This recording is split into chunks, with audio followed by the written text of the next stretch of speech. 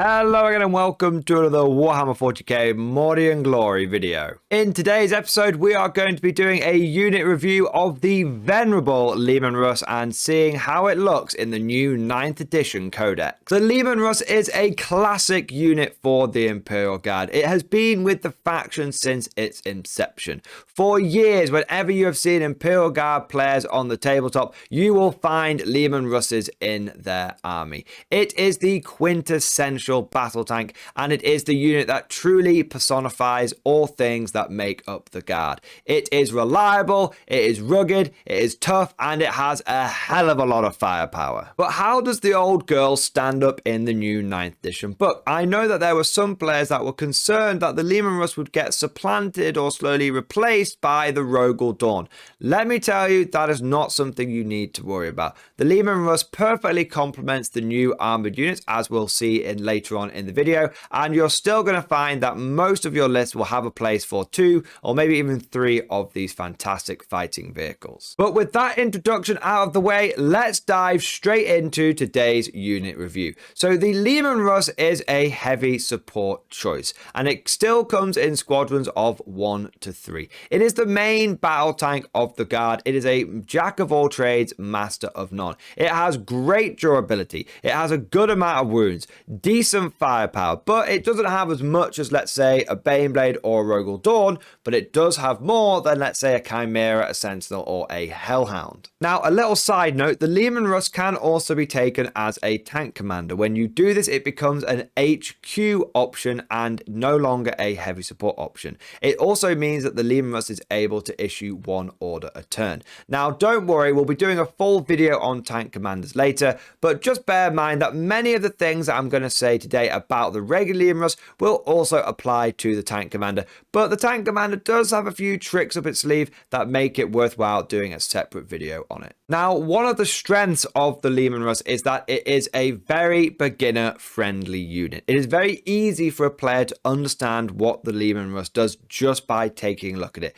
It is a tank. It goes around the battlefield handing out damage and taking a beating in return. And so not only just from purely just looking at the unit can a player easily understand and assimilate what its battlefield role is going to be, but also its datasheet reflects that. The Leman Russ is a fantastically simple unit. It has a plethora of different guns, but all of them have a pretty easy battlefield role to understand. Do you want a take all comers cannon? Slap the battle cannon on there. Do you want something that's very good at taking out tanks? Take the Vanquisher cannon. Once you have decided what role you want your Leman Russ to do, it is easy to find the weapon to achieve that. Have you got plenty of anti-tank in your infantry units but find that you're lacking a bit of anti-infantry? Slap on an Exterminator cannon or a Punisher cannon. It's very easy for a player to understand what weapons the Leman Russ can take and what those weapons can do on the battlefield. Likewise, it has a very limited number of special abilities on its datasheet. Principally, the only one that players really need to worry about is that turret weapon special rule. The turret weapon special rule means that when you are firing the main gun on the Leman Russ, be it a battle cannon, Vanquisher cannon, Nova cannon, or any of the other weapons in the main turret, it gets a +1 to hit. Any of the hull weapons will be hitting on the standard ballistic skill of the Leman Russ. And that's pretty much it. There is nothing else you need to know about the Leman Russ in terms of its complications. It just has a big gun and it has some sponsons that you can slap on the side that make it put out even more firepower. But it is a tank at the end of the day, guys, which means that it's very beginner friendly and very easy for people to start using and getting to grips with on the battlefield. Now, in comparison to the 8th edition codex, the 9th edition Leman Russ has had a number of important buffs and upgrades. The first one is it is now tougher than ever. The Leman Russ kept its 2+ save from the balanced datasheet, and it also now has 13 wounds. That means it has got an extra wound and an extra armor save over its original 8th edition Inception. It also can become even more durable thanks to the optional armored tracks. These give it the ability to get another +1 to its save, which means it would have a 1-up save save versus damage 1 weapons. That means that against small arms, the Leman Russ is all but impervious to damage. Another great buff for the Leman Russ is it has become a much more reliable unit. All of the turret weapons have been upgraded so that rather than doing a totally random number of shots, you are always guaranteed a certain damage output. Most of the weapons have become a flat 3 shots plus D6, or some of them have even become a flat 6 shots with plus D3 extra shots. Overall, it just makes the weapon much more reliable. In previous editions, such as 8th edition, there was always a problem that you'd end up just rolling a 1 for the number of shots from this thing, but now you are going to always be getting the right number of shots, and it means that even if you get an unlucky dice roll on the extra number of shots from the turret weapon, it still means that you're going to be doing 4 or 5 shots, hitting on +1, which means that no matter what happens, you should be able to lay some hurt down into the enemy. But it's not only the turret weapon which is the main draw for the Leman Russ, it can take a whole boatload of additional extra firepower. Now, the standard model just comes with a turret weapon and a hull heavy bolter, but you can swap out that hull heavy bolter for a las cannon at no additional cost. It's 5 points for the las cannon, or it's 5 points for the heavy bolter.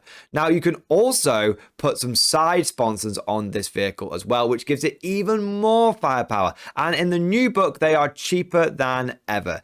I see no reason why you wouldn't slap a pair of heavy bolt sponsons onto pretty much every Leman Russ. It's only 10 points for 2 more heavy bolters, and it means the unit is putting out a whole boatload of additional DACA. Bear in mind that this thing's main job is to shoot the enemy and do damage to them. It just seems to make sense that if you're going to spend points on upgrading the damage output of a unit, you might as well be doing it on the Leman Russ. And speaking of additional firepower, the Leman Russ has all sorts of different weapon loadouts you can give it, and some of these can be a little bit overwhelming for newer players. I mean, what do you pick between a battle cannon and a vanquish cannon? What do you pick between a lance cannon and a heavy bolter? Should I take plasma cannons or multi-melters? You do have a lot of choices, and whilst I do believe the Leman Russ is a beginner friendly unit in terms of understanding what it can do on the battlefield, it sometimes can be a little tricky to know which weapons to take. If I was to give any advice to a beginner player, I would recommend the El Clasico loadout, and I call it the El Clasico because it's literally a Leman Russ loadout which has been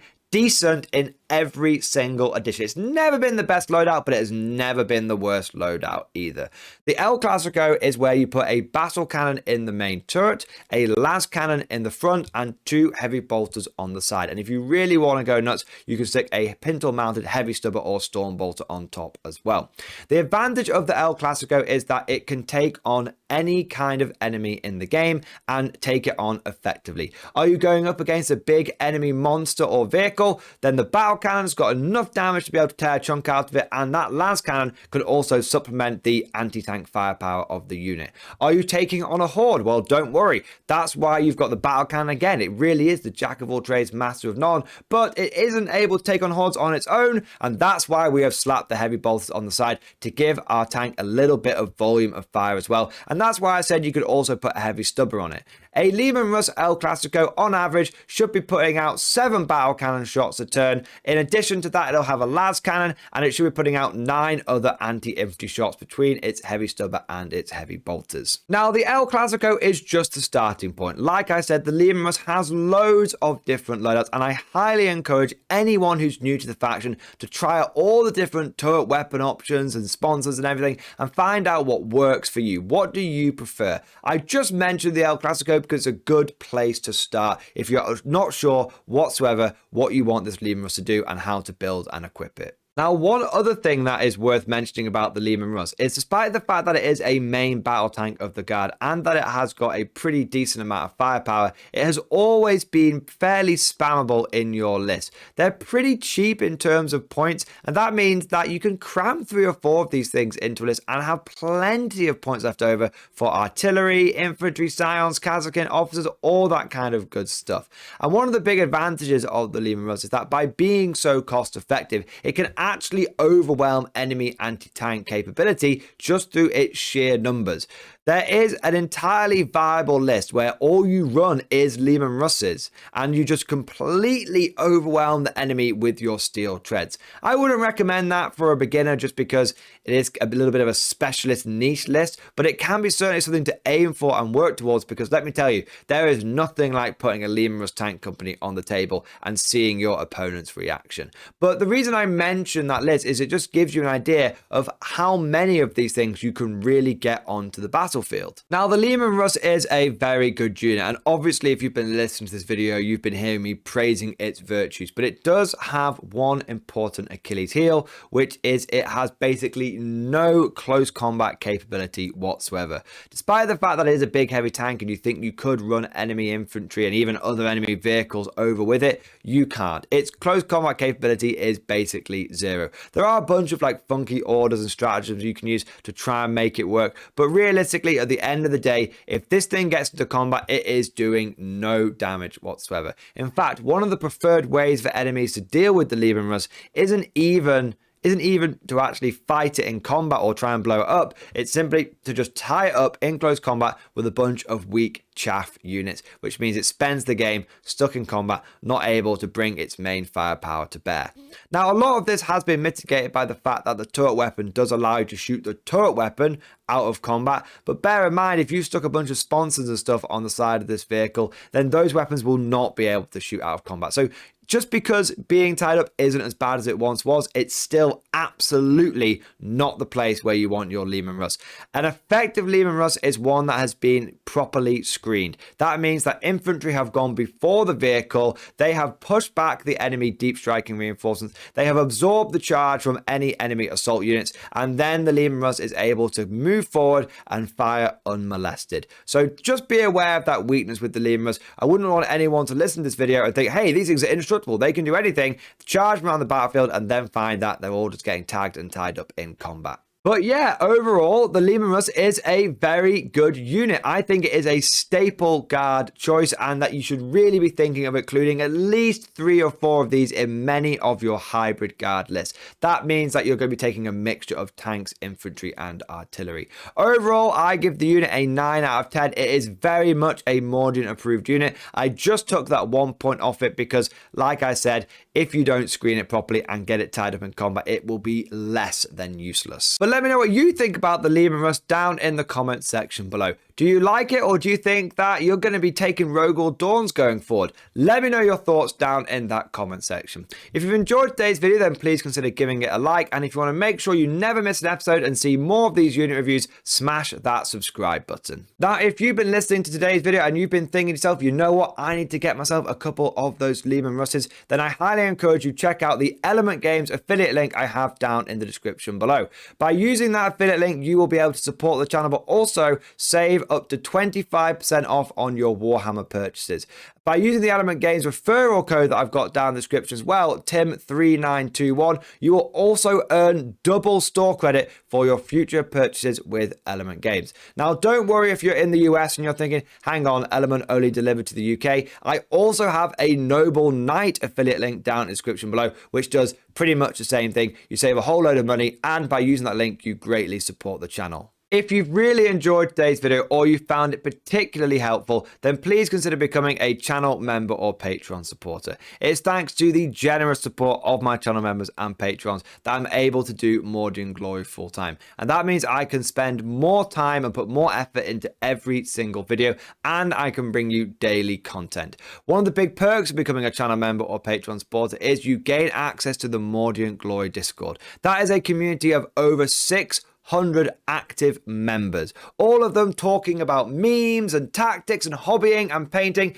Overall, it's just a really, really friendly environment. It's a great resource for newer players, and it's a great community to get involved in if you are a new guard player. So if that sounds like a whole heap of fun, then please consider becoming a channel member or Patreon supporter. And I'd like to take a moment to say a big thank you to all of my latest channel members. So big thank you to Edless, Alex, Juju, Morvox, Matthew Muto, Nolan Beck, Hashan of Legend, Mark Shrub, Kempo Ninja 187, Jamie Hall, Maxfield Knuckles, John Miller, Jay, Roland, Nigel, Ben Baxter, Richard, Fabrizio, and Dub XB.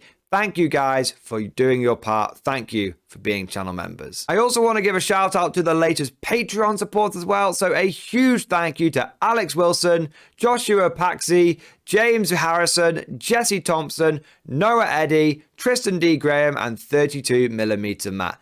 Thank you guys for your ongoing Patreon support. Now, before we go, I'd like to say a personal, heartfelt thank you to all of my top tier Patreon supporters.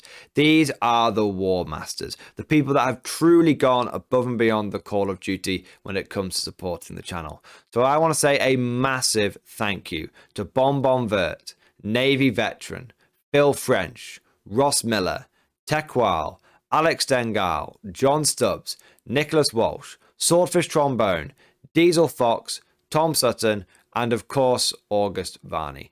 Thank you guys for your very generous support. It is a big part of why I'm able to do this full time now. I hope you've all enjoyed today's video. Thank you for watching. And of course, as always, I'll see you guys next time.